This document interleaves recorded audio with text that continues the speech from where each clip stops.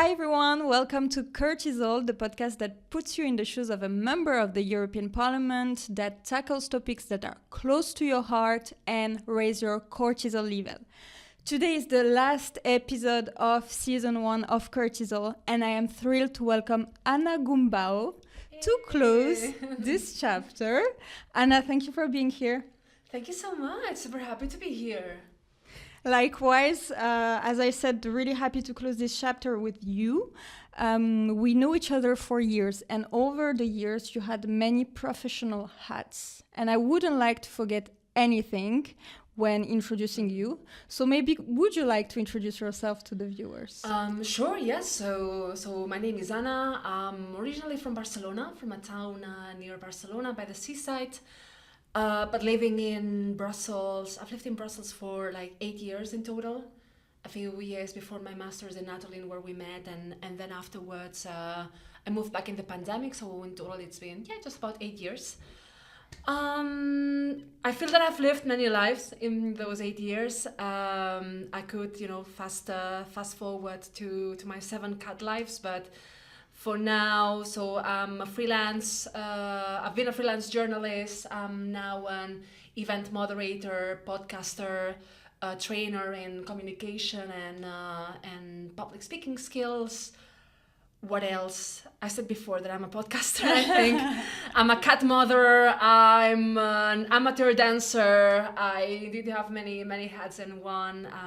I think I see myself as a very multidimensional person, which I think in reality a lot of us are.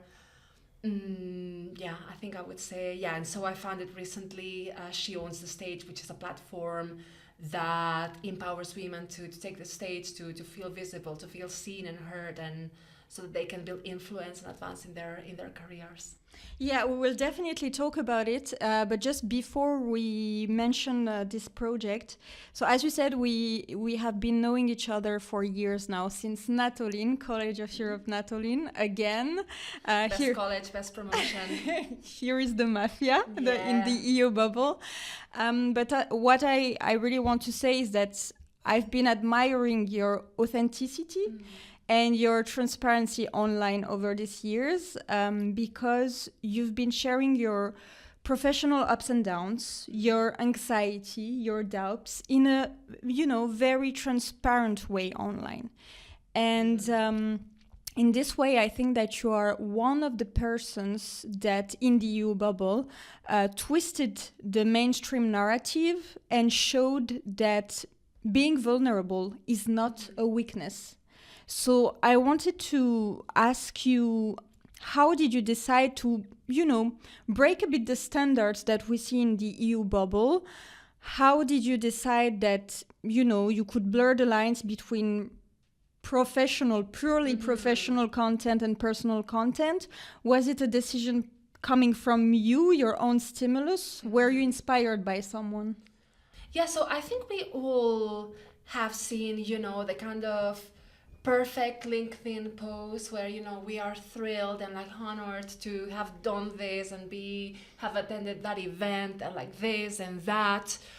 Those very flattering, picture perfect career defining moments where everything is fluff and everything is awesome, and there's no such thing really of the perfect path or the kind of the awesome career, so to say, without any ups and downs. And to me, I went self-employed a bit more than almost 4 years ago, and I lived in Brussels since 2020. And there's a lot of trial and error into it, and there's a lot of curveballs that life or clients or Belgian tax authorities throw at you. And it's not easy, and I didn't want to sound, or I never want to sound like I'm someone who has everything figured out. Sometimes I have a lot of friends or like people around me that even when I feel that I'm at my lowest, they tell me, but Anna, I see what you do in social media and you're killing it. And I agree.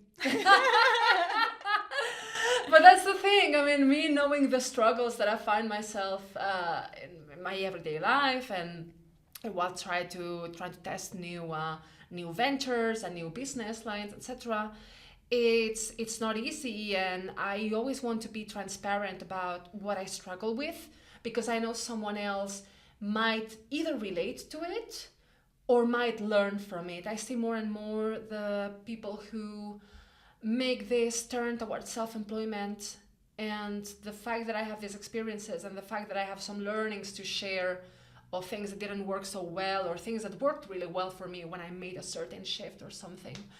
I know this is something that can be helpful, that is relatable, and that actually it even has brought people to work with me. People telling me like, hi Anna, like I really like the fact that you have a voice of your own and that you're open to share what goes well and what doesn't go so well at you, and we really appreciate you for that, and we want to work with you because of that. So vulnerability is not a weakness, you know? Yeah, absolutely. And I remember, I think when I really saw this shift where you started to share more personal stuff, or more about how you felt, and sometimes anxiety and doubt and, you know, feelings of failures. I remember this precise post when you shared when you fell down on stage. Yeah.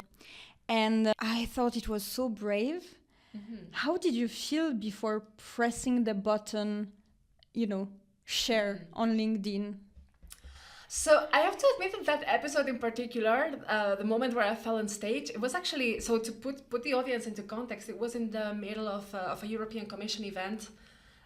It was with the DG of Education and Culture, so it was more targeted towards young people. So it was a very youthful, really energizing audience that I had in front of me. And I was having a blast. I was having the time of my life, moderating, giving the floor. We had a lot of interaction, so giving the floor to the audience. We had this throwable microphone. And at some point, like I wanted to catch the microphone, and I tried to do kind of the goalkeeper sort of move, and I fell. Wow. And there were maybe 500 people in the room and 400 more people watching. So I may have tripped in front of almost 1,000 people. Yeah. And I was okay. Like, yeah. You know, I just, I made the joke like, yeah, you know, this had to happen at some point, laugh it off, keep going. But actually then afterwards, people told me like, wow, I really liked how you stood back up and continued and kept going. So to me, it's one of these matters where I also say like, you know, I mean, you can fail and you can fall on stage like professionals do. And it's one of the things that, let's say, the more that you go on stage, the more chances you have that it will happen. Absolutely. And it did happen, and it's happened once in 4 years. So, you know, that's all right. And I'm still alive, and there's lessons learned from it. And I think an important lesson that I learned from it is that the audience is there to support you, and the audience doesn't want you to fail, doesn't want you to fall and make a fool out of yourself. And yeah, I saw a few people that also like resonated to it. They said like, I also tripped on stage and I felt that way, or this happened to me while I was speaking in public, and I got through it this way. I mean, I think, there's no such thing as perfection at the end of the day. So the fact that we can fall, we can fail, and we just learn from it, I think it's the most valuable lessons that you can take. And if something can learn from my experience, then I'll welcome that. But I found it super inspiring because, you know, okay, there were, you said a lot of people in the room and a lot of people watching online. And, you know, you reacted instinctively, you know, you continued, etc. But, you know, often I have these things. Sometimes I am in the shower and suddenly I think about something stupid I did 5 years ago.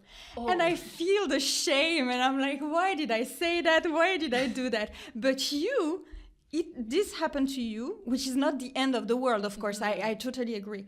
But instead of trying to forget it or hide it, you turn it into strength, you know? And I think this is very inspiring.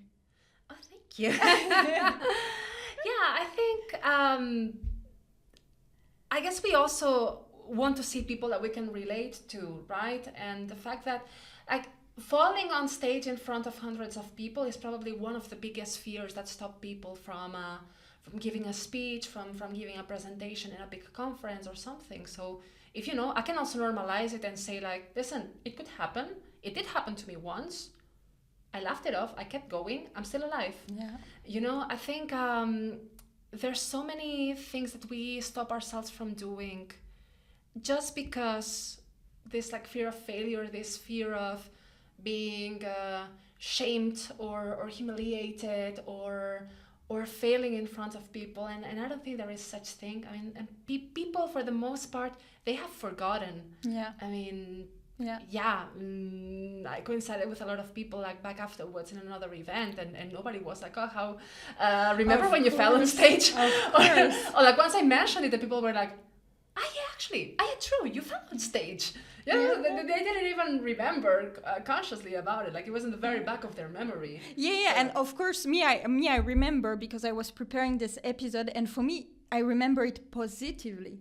I remember once again how you made it a strength and how you normalized this kind of things that happen to people every day, and that we shouldn't make a big deal out of it, especially with ourselves, because we tend to be so harsh on ourselves, to be like, oh, if it's not perfect, if I don't have the perfect voice, the perfect outfit, the tone, the good questions, then, you know, we make a mountain out of it, and it's not the case. Sure, but having said that, on a personal level, like I still have, you know, those moments where I'm like, oh, but when I made that very silly comment in front of that person 10 years ago, like, oh my God, that person must still hate me. So we are, and I transport myself to that moment. We are sensitive people, at least I am, and I think you can also relate to that. It happens, then it's one of those moments where it's like, okay, Anna, try to pull myself back on the present moment.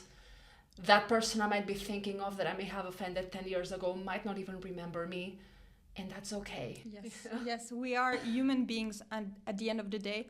And I think that it's an important reminder, especially in the EU bubble, where we may tend to make everything super serious and a matter of life or death. So yeah, that's a good reminder. And still a bit, you know, related to that, I also, of course, saw that you are sharing your dancing journey on Instagram. So you are also sharing a lot of personal stories there, and you know how you feel about this passion, also your doubts and feelings and ups and downs there.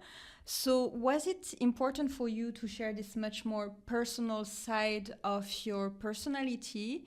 And since you have clients, I was also wondering, because I know that, you know, I have so many things to deconstruct in terms of fears. Like, did you have any fears of judgment, that people would see this much more personal side of your personality, and you wouldn't be so comfortable with them getting to know that? So I do have an Instagram account where I post about my dance journey. I started dancing again just about 2 years ago, almost. I used to dance as a kid and as a teenager. I didn't feel comfortable in the dance community where I was at back at the time, so I left.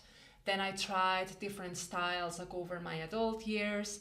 And then back in Brussels, like I ended up finding perhaps like my styles and my own kind of community there where I feel comfortable and where I like to explore and grow my confidence. To me, it's a little bit, you know, when Beyonce created her alter ego, Sasha Fierce, where she wanted to embody the perhaps like more confident and more like, you know, like lioness roar side of herself.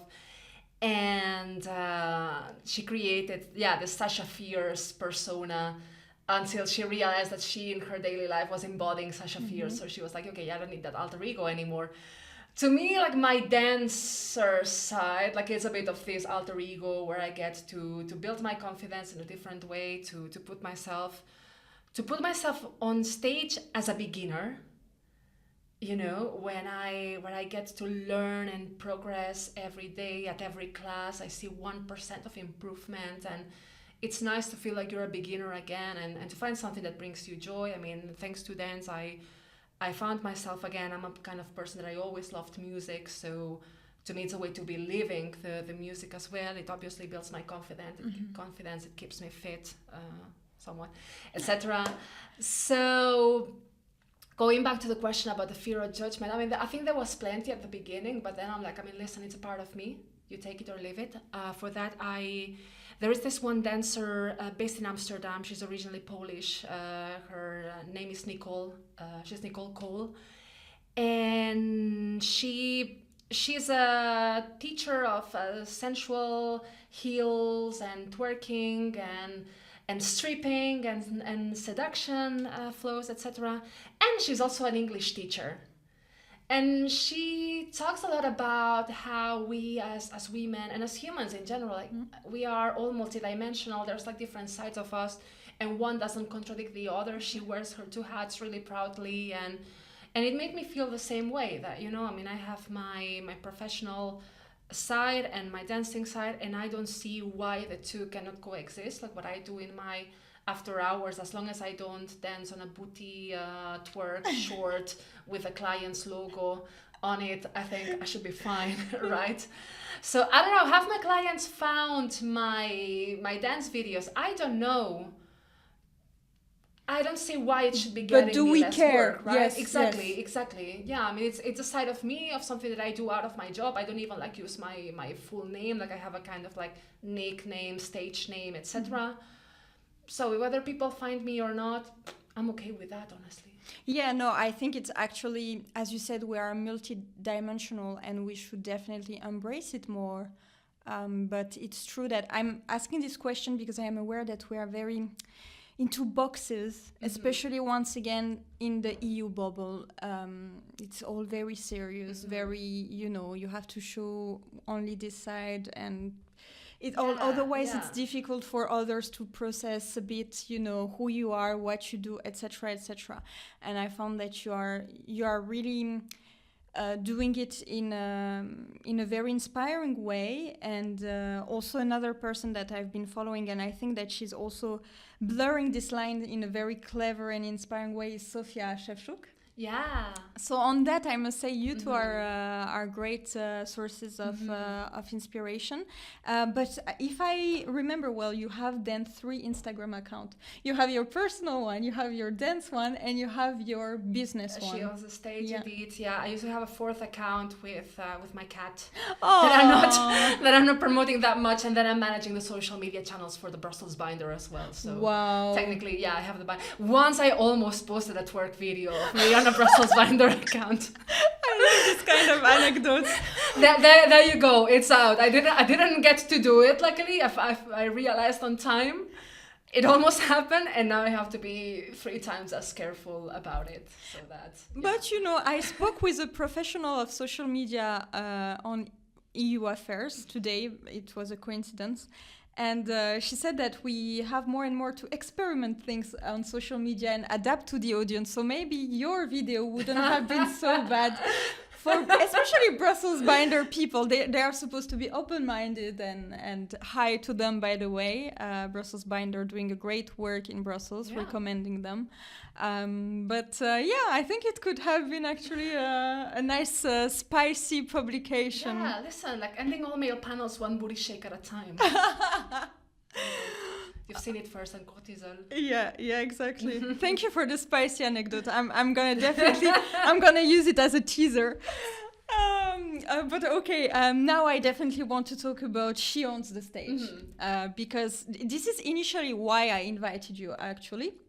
Because I thought it would be a perfect follow-up with the last episode with Emma. Because with Emma, we talked about the creative process, how, you know, to embrace this creative process. And when I saw your project, I was like, wow, that's a perfect follow-up when it comes to mastering the art of public speaking, which is also a so-called soft skill. But She Owns the Stage, you mentioned it a bit already. It's a multi-layer project for a multi-layer person, as you just said.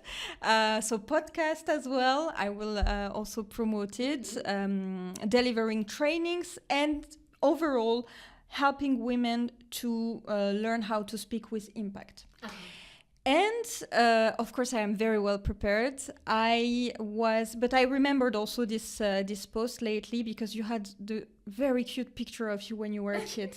I really like this post that, it's not a 10th report on LinkedIn, policy report that you see with the boring title. No, suddenly you see the picture of a kid. I think it was with Mickey Mouse. Anna in a Minnie Mouse costume, speaking on stage, presenting the school festival, the school dance festival. Exactly. Yeah. And in this post, you were saying that you never really struggled with public speaking per se.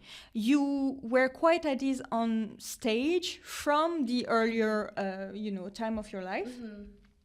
So I was wondering, because usually I don't want to go into stereotypes, but it's true that when we launch this kind of project to help other people, a lot of times it comes from the fact that we struggle with it ourselves. Mm-hmm. It's not your case, so could you tell us from where She on the Stage idea comes from, and also why supporting women especially? Mm-hmm. Sure. So, a lot to say about that. I mean, I think first of all, as I said, I was the kind of person that, as a kid, I was picked to speak on stage somehow, even though maybe not even myself saw the talent in me. I mean, I was a kid, I was worried about playing in the kindergarten and listening to Spice Girls, but I never wanted to sell the story of, I used to be this really shy girl who avoided public speaking and presenting and speeches like the pest, but then I made this one switch and I became the public speaker and moderator that I am now. Because it's not me, it's not my story. Mm-hmm. So essentially the way, or what I tried to say with that post, and also the way I guess that where She Owns the Stage was born, was the fact that I had this inclination towards being on stage, and I was picked to present the school awards, whatsoever. And I think I did enjoy being on stage, because I think that was in fact the only time where I felt that I was visible towards people, that people would notice me, and where I would that I would feel heard and seen. I come from the past as a kid where I was actually quite bullied in school, in my teenage years, a bit more subtly in university years as well, if I think about it. Even in university. Yeah. I was different. I was a good student. I had a lot of acne as a teenager. For the most part, I didn't know what to do with my hair and with my curls. So I was an easy target for bullying. And I had a lot of people, again, in my childhood and in my high school years, that essentially wanted me to feel invisible and to feel small. And I kind of felt that by being on stage, that was the one moment where no one would attack me directly. I mean, they would probably laugh and comment on each other and so on, but I honestly didn't care. It was the one moment where I felt that I was under control. But when you're exposed to this kind of bullying, you're also, your self-esteem is really damaged.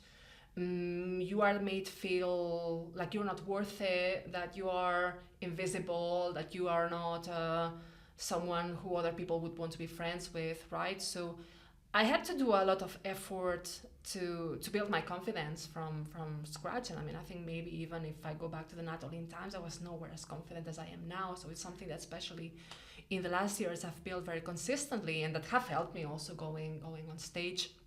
So I think I wanted, now that I had built, I think I want to believe that it's a healthy amount of self-esteem, and that I can speak in a room confidently, but also on one-on-one meetings I can handle, men who might want to talk me down or play me around as, you're the moderator, but I'm gonna do things the way I want to. I think I've learned some tricks to show up confidently and to speak with authority, and I wanted to share that, and particularly with women, because I saw so many brilliant women around me who were still afraid of taking that one step that could help them build the credibility and visibility and influence that they deserve so much. And I started talking to many women, and something that I especially do now at the moment is having one-on-one sessions where, you know, there's someone preparing for a specific speech or presentation or panel discussion that they're going to be giving, and we zoom into it and like we prepare it so in a way that that is a success for them. And people telling me like, wow, this is a very refreshing service, something that I wouldn't have thought of, and something that is so needed. And yeah, I think in a way my mission goes very closely to the one of the Brussels binder, which is that I want to see more women experts. I want to see more women owning their authority. The Brussels binder is a way to tackle that. And me, like on my business, like I try to tackle it in a different way. That's a beautiful message of sorority, and I must say, I hope that all your bullies will see that. I mean, you know, of course, you don't even need a revenge. Being happy and doing what you love is per se a success. Yeah, it's the kind of things where I feel like I wish that these people got to enjoy the same degree of confidence and happiness in their work and in their lives as I do now. Yeah, absolutely. And I think most bullies, I mean, I hope as well, but I think most of them, they regret later on in their adult life. Could be. At least this is my naive perspective, but I would think that most people feel a bit stupid afterwards. Otherwise you're just a heartless person.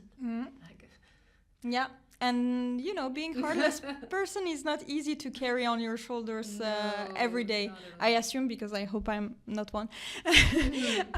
But I also wanted to ask you, because we discussed it with Emma during the last episode. We discussed about this dichotomy between soft skills and hard skills, and the fact that usually soft skills, it's a bit underrated. It's a bit like, it's a nice thing to have on the CV, but you know, it's not as serious as being able to handle figures and data, etc., etc.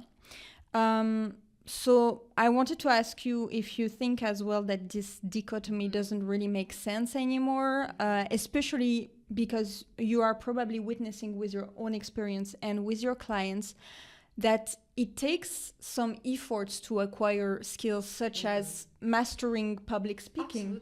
Absolutely. Yeah, and great that you tackled that with Emma. I mean, she's brilliant, and we've had so many conversations around the need for more creativity and how creativity is often misunderstood, which she also shared in your podcast in the previous episode. But you know, like before my master's and my first years in Brussels, I was part of a student association here in Brussels, and I was training our members in public speaking, in social media and communications, in recruitment practices. And when I wanted to summarize a little bit what I did, so that I don't have to list every kind of training one-on-one, I found out about the concept of soft skills. And it didn't, you know, for the importance of the skill and for how much it excites me to be training on those skills, the label soft skills, it really turned me off. It's like, what is soft skills? Like, why are there meant to be soft skills? At the end of the day, hard skills are technical skills, and soft skills are more the human skills, right? So I think I'd rather use those words, perhaps. Yeah, I call it more human skills. Because I think, you know, at the end of the day, public speaking, I mean, it's not a soft skill, but if leveraged correctly and if combined with, you know, leadership and having a vision and having a certain degree of technical knowledge, public speaking can, first of all, can become like one of the highest paid skills that you can leverage. And second of all, it can turbocharge your career. Actually, I'm getting more and more requests of women who want to train with me because one of their main objectives is actually to get a promotion, and they see that through public speaking, they can get that promotion. So, I mean, it's not that now you have to monetize every single skill, but actually the kind of return, even from the purely material point of view that public speaking can give you, is enormous. Yeah. You go, girls, go after the raises and promotion. Do it. Absolutely. But Nobody's going to do it for you. Yeah, exactly. Exactly. It will not be put on the table automatically. This I can also tell. But I really agree with what you said in terms of soft skills being connected to more human related sensitivity. In the sense that for me, soft skills require emotional intelligence, self-awareness, being able also to have the awareness of your surroundings, of your audience. And this is massive work. It is. It is a lot to work on. It's so many things. For me as a moderator, I mean, I'm the kind of person, I have a very scattered mind. So I see it in my everyday life as a moderator. So, in 1 minute, I have to be pending on what my speaker says, on what's the next question on my script or in my brain that I kind of like jot down, because otherwise I forget, because I have so many things in my head. I need to be sure that the microphones work well, that people actually like use the microphones properly, and that they don't have, my microphone is here but I'm speaking there kind of thing, as I'm doing just now actually. You see, you don't do that. What else? Whether the organizers are signaling me something to me, whether there's questions coming in on Slido, how much time do we have? Like all of this in a span of a minute, like, or even of a few seconds. Again, I have a scattered mind, so I can more or less manage. But there's so many things to consider and to keep an eye on, and at the end you build some kind of reflex. But if you have like kind of like tunnel attention and like full focus on what the speaker is saying, and you forget everything else, that's very difficult. And yeah, I mean, public speaking at the end of the day, like it's also being able to speak clearly. So modulate your message in a way that you speak clearly and that you don't ramble. Tapping into connection, so how to make the message relatable, which kind of storytelling you want to use, the body language, the posture, how do you modulate your voice as well. There's a lot of different skills within public speaking that we are not often so much aware of. Absolutely. And I also wanted to ask you, because you've been working in the EU bubble for some time now, and I'm sure you have a very interesting opinion about that, but how would you evaluate the practice of public speaking in the EU bubble? So do you think that EU people are quite good at that, or would you think that we are too conventional? And I say we, I include myself in there. Are they too conventional and boring? Phew. A lot to unpack here once again. Do we have an hour? No, but so I think the main characteristic of EU bubble public speaking is that, I mean, we speak to a policy audience, to a very, let's say, geeky audience. And normally we want a concrete outcome out of it, whether it's to adopt a certain legislation, whereas to lobby for a certain thing, or to avoid a certain amendment to pass, etc. So, everyone comes with an agenda. Having said that, I think sometimes what happens in the EU bubble is that we represent our employers, the associations we work with, the NGOs we work with, our own institution, etc. So we talk a lot as we as the Commission believe this, or we as the token NGO reject that, etc.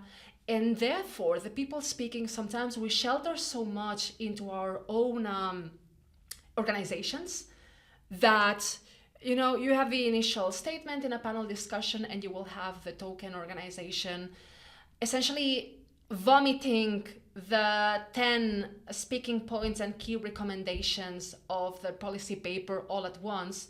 So essentially, it's the organization speaking. So, you could replace that person with a logo of the organization, and it will feel the same. It feels like it's more the policy paper and the policy position and the response to the consultation speaking than the person.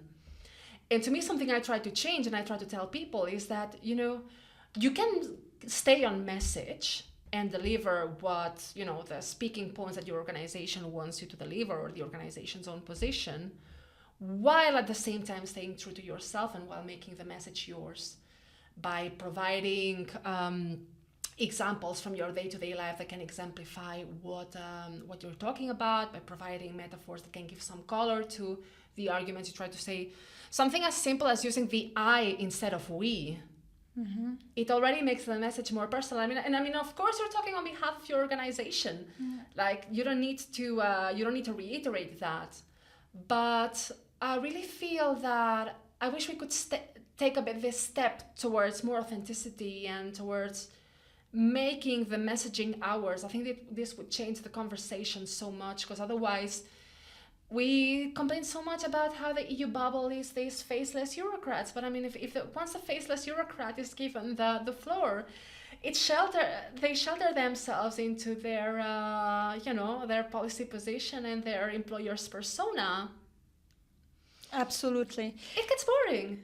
Absolutely. And I think that also to complete what you said, one of the recurrent thing that we can notice is that organizations, when they are organizing an event or something, so as you said, usually it's the same format, the same kind of speeches. But also one of the main issues that I find is that they don't do the efforts to vulgarize what they are talking about. Absolutely. So they attract always the same people attending. Yeah. And they don't reach to anybody else at the end of the day. So it's just people sharing the same jargon with the same people, and then there is no impact or result. Yeah. And the thing is that even the audience knows what the person is going to say. Because, I mean, if you invite as a keynote speaker a commission representative to talk about the pieces of legislation they've passed, and you have an audience of policy nerds in front of you, they already know the legislation that the person speaking has been working on. They probably know it better than the person itself delivering the speech, because they can get into the nitty-gritty. But because in Article 5 there is this provision that we don't agree. I mean, that's how geeky it can get. And yeah, that's the thing. I mean, it's always, you see the same people on the same events delivering the same policy positions all over again. I mean, it can become so predictable that for me, let's say, actually my benchmark for success when I moderate an event is, did I manage to bring something new to the audience? I don't always succeed, huh? Mm-hmm. Like it's so ingrained in the person that they cannot go beyond their policy position. Like, we cannot comment on that because we don't have a position on this. And it's like, but it's so closely related to what you do anyway. But that's great that you share this indicator, because I think you also shared at some point online one of the key indicators of success of an event is when people can have 1, 2, 3 takeaways. Mm-hmm.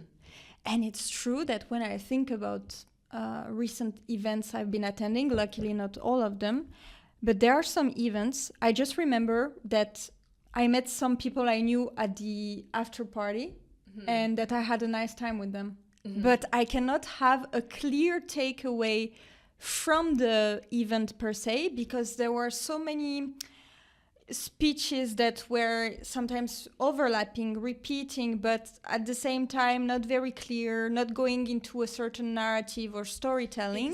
Exactly. That, you just go there to have a drink with your colleagues and, Indeed. Yeah, just like, and, disconnecting while the keynote speech is ongoing and taking the time to answer your emails at that time. It's sad because, I mean, at the end of the day, organizations pour so much money into organizing events. I mean, if you look the budget of the average commission event, it's really a lot of money.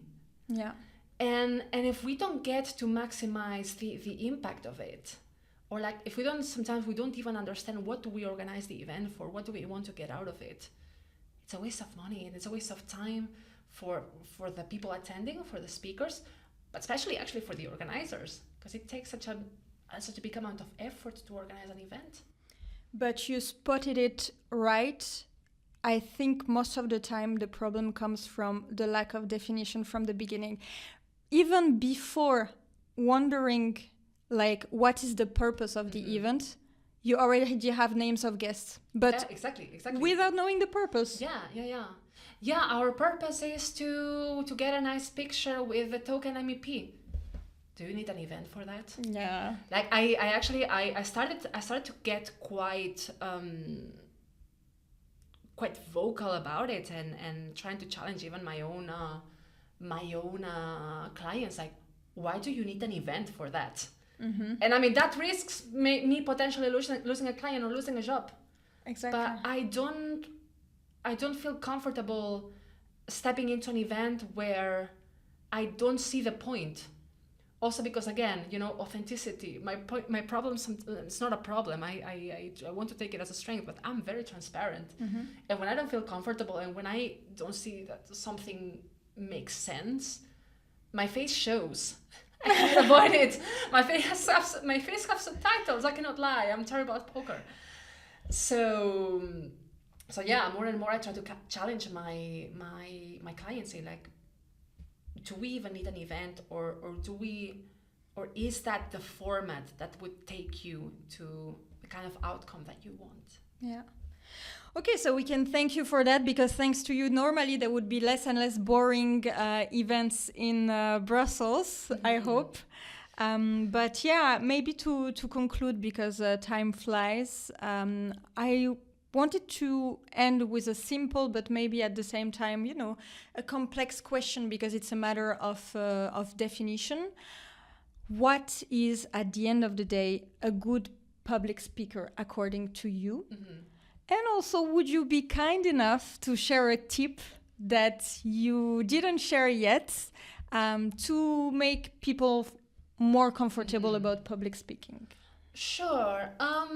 So maybe I'll start with a latter question and sharing a bit some tips. I mean, the thing is that normally when it comes to public speaking tips, I think that a lot of us know the theory. The problem is that we sometimes either forget about it or don't even realize that we know. And then through my training, then we try to solidify a bit this knowledge and how do we deliver that, right?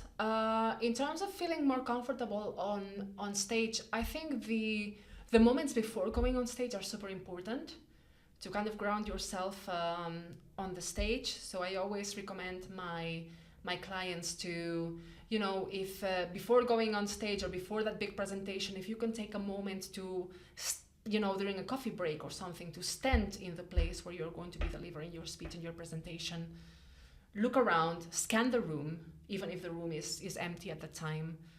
See that, there is no tiger hidden that is going to come to you and eat you. Because at the end, it's a very primal instinct. Yeah. Like our brain is wired to look for threats. Mm-hmm.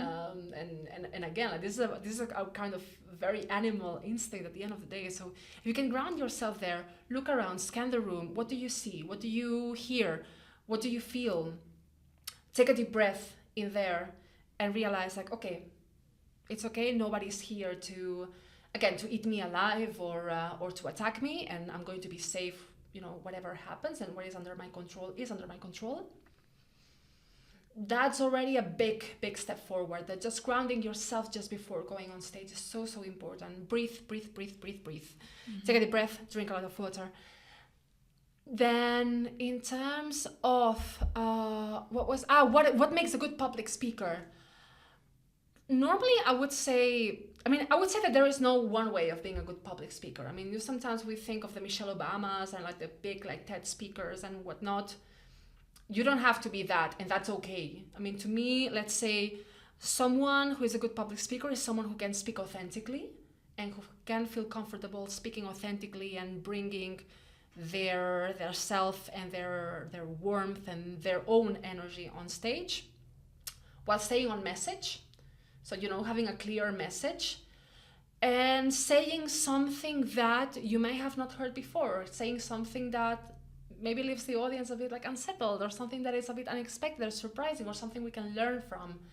I would say these three things. Yeah, it's the presence, the message, and then giving the audience something, or maybe not something they haven't heard before, but something otherwise that they can relate to, building this connection. This is, I think, my three main points, and actually the three things that I normally work with on my programs. Thank you very much. And actually, just to go back to what you said, I think it's quite interesting that we assume the worst. In the sense that you said, we are always looking for threats.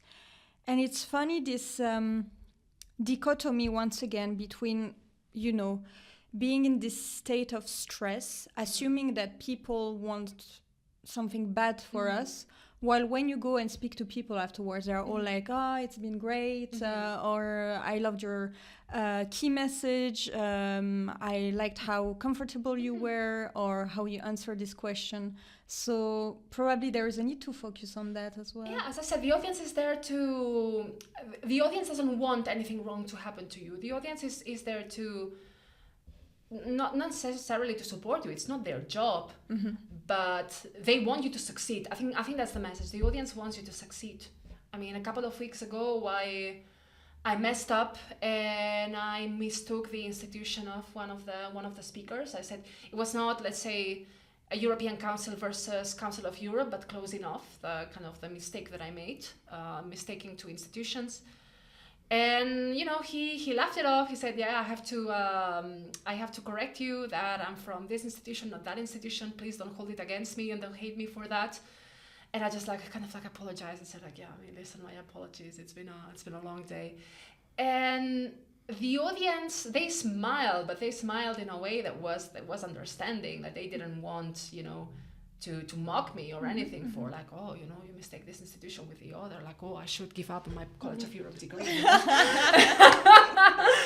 But we sometimes think that the audience will want the worst out of our performance, but that's not the case. And I mean, and that's a great reminder to end this discussion. So thank you again for sharing your expertise and your spicy anecdotes, Anna. Thanks so much. It was amazing to end this season one on this one. But just before we really say goodbye to the audience, I have this Coeurtisol moment. I think you know already what is the concept. So first I will ask you to pick a color. So I'm wearing red, so I think it's gonna have to be red. I knew it. That's normally my favorite color is yellow, but I think also Emma picked the yellow one the other day, so I'm like, yeah. But I was also betting on this too because association with your country. I was like, exactly. Maybe she will like the yellow or the red. Can you pick a number between 1 and 10? 7. 1, 2, 3, 4, 5, 6, 7. And now you can pick a color. Okay. I'll have this one. This one. Oh, I wonder if it will not be... Yes, it's the same as Emma. Oh! So I don't even need to check the question because I remember it. If you had a time travel machine, would you pick the past or the future? Oh, great question. I'm not excited to see what the future will hold in terms of our climate. It's sad to say, but I'm very curious about the past, and I'm very curious about. There's certain periods of time that I'm particularly curious about. If I were to have a time travel machine right now, I would no doubt travel to the hippie age, the Woodstock 69 sort of like big concert, and see the Jimi Hendrixes, the Janis Joplins, of the kind. I think when it comes to, I'm a big rock and roll fan, and I think I was kind of like not born in the wrong decade, but because I also love millennial pop and early 2000s pop, and it's great that's the soundtrack of my teenage years and therefore of my entire life. But I would love to live what it's like to see, the real legendary rock stars of that time live. Wow, sounds amazing. And Emma also answered the past, and I also said that because I think, most of us carries a lot of anxiety when it comes to future. Yeah. So I'm not very surprised that this answer comes often, but very precise time when you want to go back. So that was interesting. Thank you again for sharing all of this. I will of course share all the social media and contact of Anna, because who knows, maybe you will have some new clients coming to you, being convinced by the support that you provide. And this was the last Coeurtisol episodes for season 1. Thank you all for watching the episodes. I think it's the 14th, 15th episode.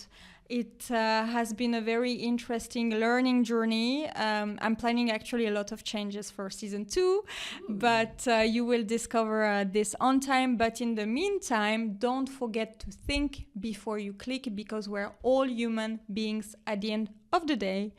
Thank you and see you soon. Bye-bye. Bye-bye. Thank you.